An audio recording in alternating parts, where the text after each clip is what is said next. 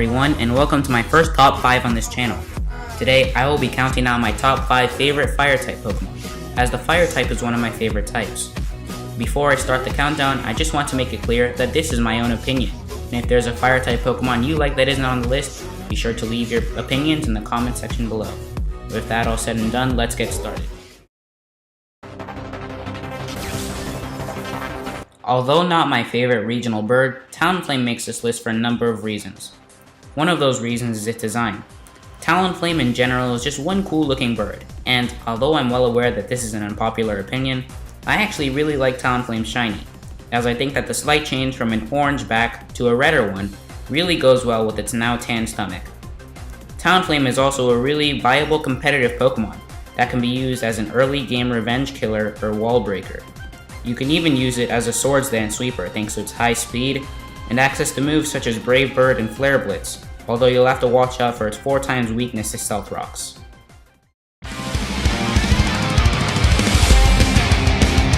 One of the more underrated Pokemon on this list, Camerupt in my eyes is a really nicely designed Pokemon, especially the humps on its back doubling as active volcanoes, which is a really clever design choice. Unfortunately, Camerupt falls short in the competitive scene thanks to its terrible speed, and other subpar stats only being saved slightly by its Mega Form, with its attack and special attack being raised to 120 and 145 respectively. But its already awful speed decreases by 20. Honestly, I seriously doubt that anyone in the community hates Arcanine. It's a Pokemon that's generally loved by the whole fan base, and for good reason too.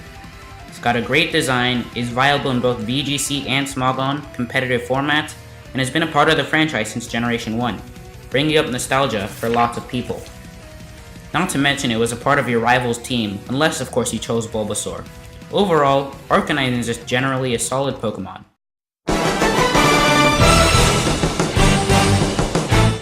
In the number 2 spot, we have my favorite Generation 7 starter, Incineroar. This is a Pokemon that the fanbase generally has mixed feelings towards. Some people, like me, absolutely love it, while others can't stand it, and even go as far as to compare it to Emboar, which... In my opinion, however, Incineroar is a great Pokemon. I really like its concept and design, because a wrestling tiger is pretty much one of the coolest things in the world. As for its competitive prowess, it admittedly can't do much in Smogon, but it's a different story in VGC, and although it's often overshadowed by the previously mentioned Arcanine, is still a solid option with an Assault Vest and its overall great offensive power.